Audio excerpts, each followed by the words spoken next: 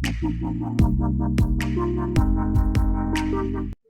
pulit jongka East Khasi Hills District haka janmiat jongka arku pratarik uyayong kilara tian bishar ya presiden jongka North Eastern Hills University Student Union usamla Sandy Sotun haka district and session Shillong judge halor ke ijahar bala ujor do Dr. Alok Singh ubri assistant professor department of Hindi jongka sekolah bani hu haka arpu sautarik uyayong arja arpusan ublakenno bu usamla Sandy lembat kiwe pat ki samla kilarung jubor haka kamera terekam jong u bat syok badat bat pin abru daga kanchi na kerendang jong u haka tehi kejanmiat hadin beladap bantian bishar ki pulit kin set biang sa nyosngi ha judicial custody bantok kit benia halor ke jingsha keno jong u lakam yu usandi haka step jong ka arku pra tarik yayong nanihu haka jingkren usamla sandi ulo ong bakani ke jingsha kem jong u kadi ka kam thok kam syukor ke bau te no hikai ula syukno klam nong rim yu lembat ki weipan ki samla puli yu samla sandi nasin ranlang de ki nongelam ke KSU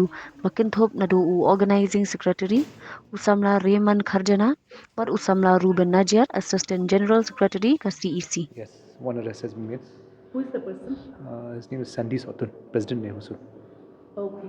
And whether he will be produced to the court today, sir? Yes, most likely today. And what are the charges against him?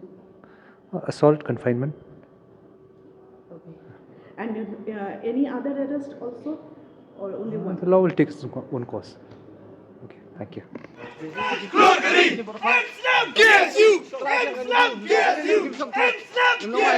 Nongwei